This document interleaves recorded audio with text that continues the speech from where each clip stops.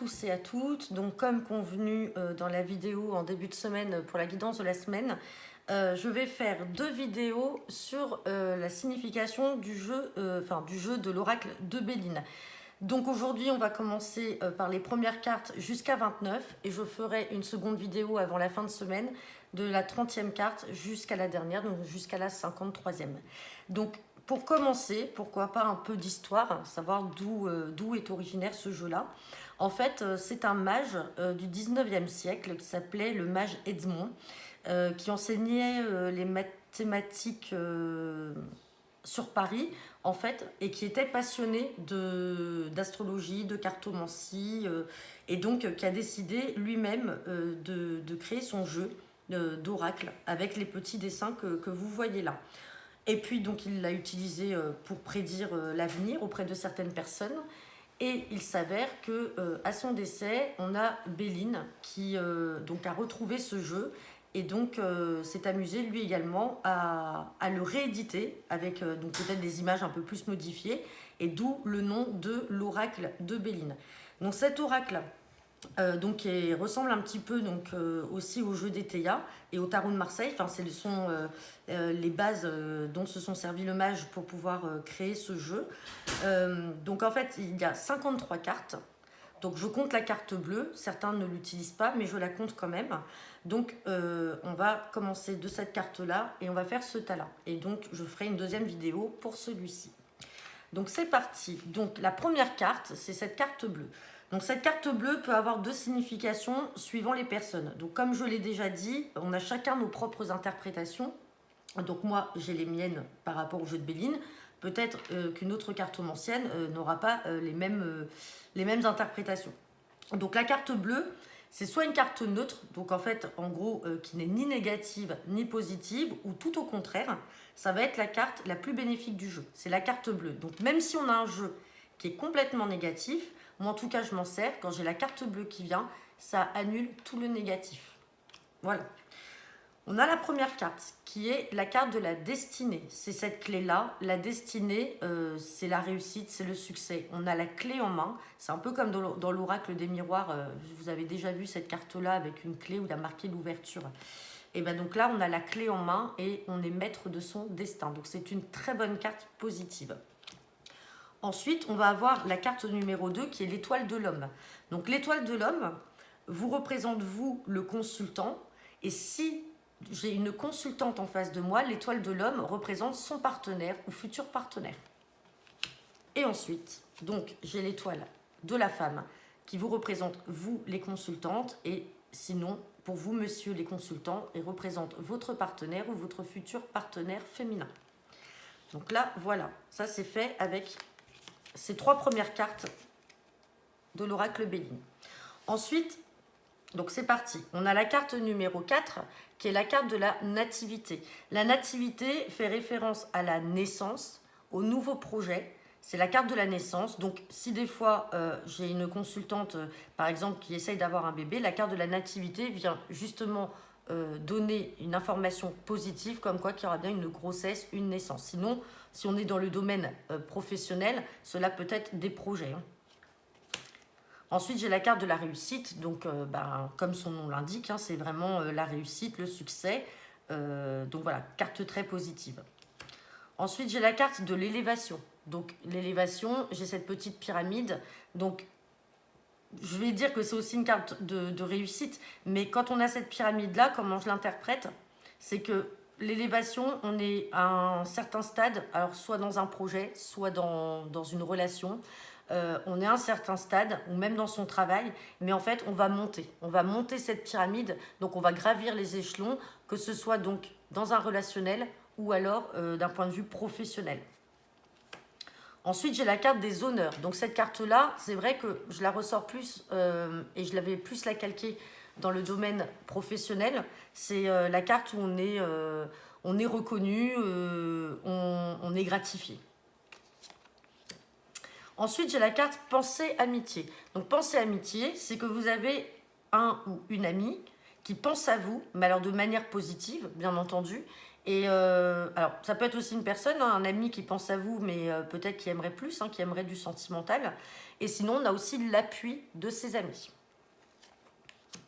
J'ai la carte campagne santé en carte numéro 9. Donc, campagne santé peut faire soit référence à votre lieu d'habitation, donc ça vient apporter une précision. Comme quoi, par exemple, vous vivez en milieu rural, donc c'est la carte qui peut représenter votre maison de campagne ou une résidence secondaire. Mais comme on a la santé, généralement dans un tirage, quand j'ai campagne santé, c'est qu'à un moment, on vous demande de vous reposer. On vous demande de prendre soin de vous et de vous mettre au calme.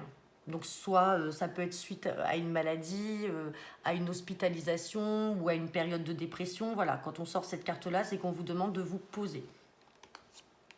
Ensuite, j'ai la carte des présents. Donc les présents, bah, c'est tous les petits cadeaux. Hein. Tous les petits cadeaux alors de la vie, des cadeaux de l'au-delà, des cadeaux si c'est bientôt votre anniversaire ou quelqu'un qui est amoureux de vous. Enfin voilà, j'ai vraiment la carte des petits cadeaux. Hein. Ensuite, on a cette carte négative qui est la trahison. Hein. Donc la trahison, comme son nom l'indique, hein, c'est que on est entouré de personnes. Alors, pour ceux qui avaient suivi la signification du jeu de 32, on peut faire référence au valet de pique.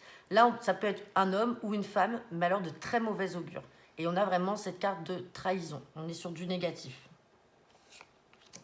Ensuite, j'ai la carte du départ. Donc le départ, c'est peut-être alors soit parce qu'on veut déménager, ça peut être la carte pour le déménagement, un départ, ça peut être le départ d'une entreprise, le départ d'une personne, enfin voilà.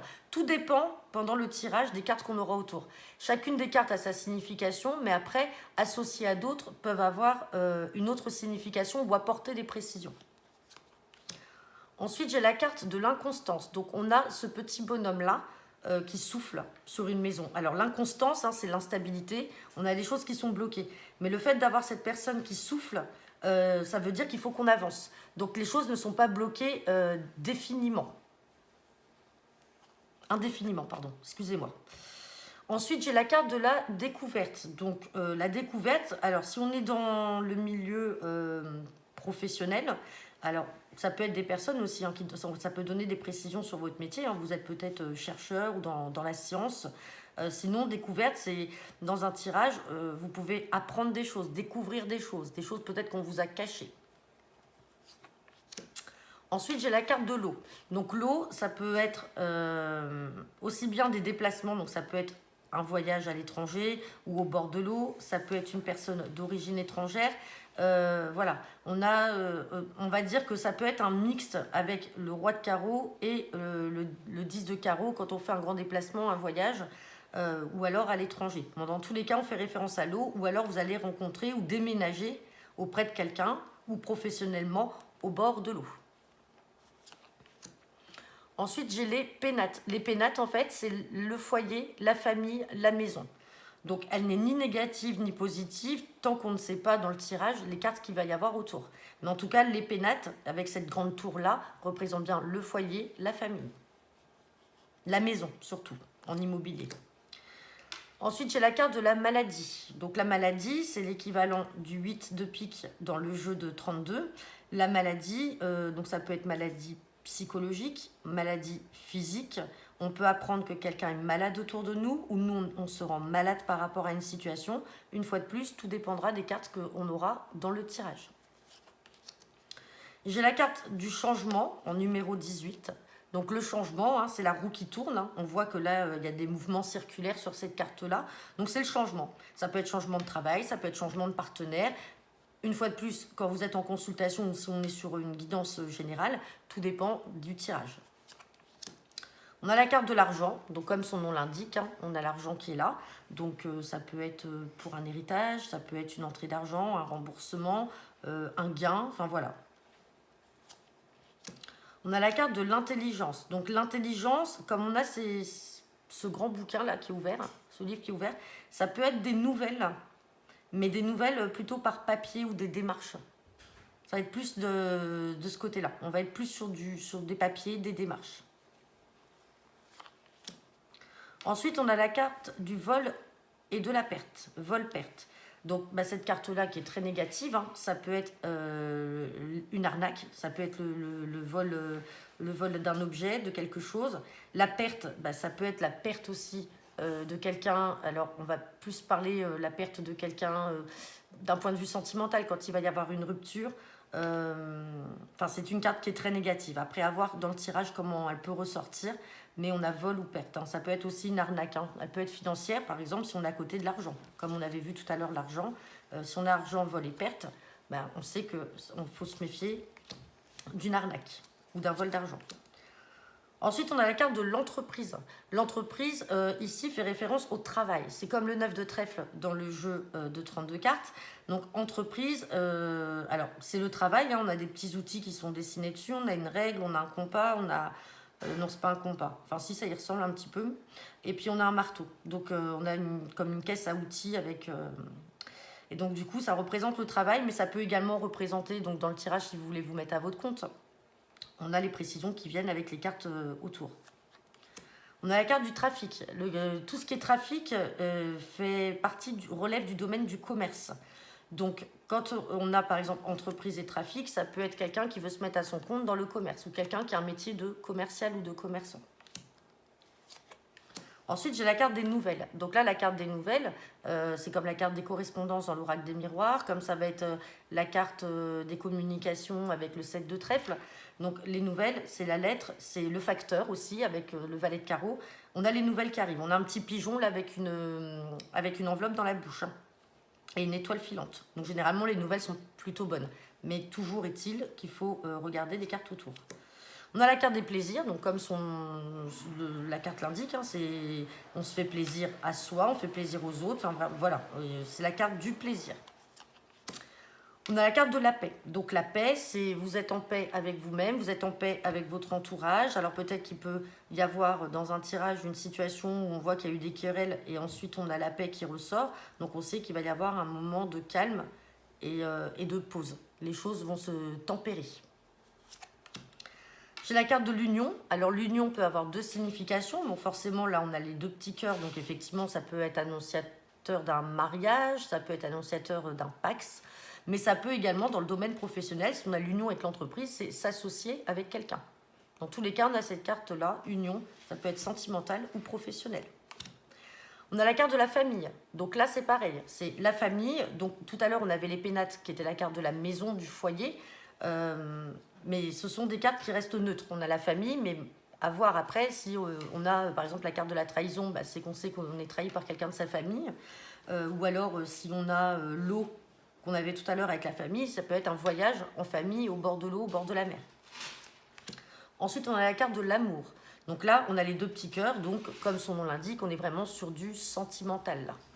Donc voilà, on s'arrête à la 29e carte et je vous ferai une seconde vidéo pour la suite et je la mettrai en ligne avant fin de semaine. Et ben, je vous remercie à tous pour votre attention. Donc je reste toujours disponible hein, pour vos guidances privées. N'hésitez pas. Je vous souhaite une bonne fin de journée. À bientôt. Au revoir.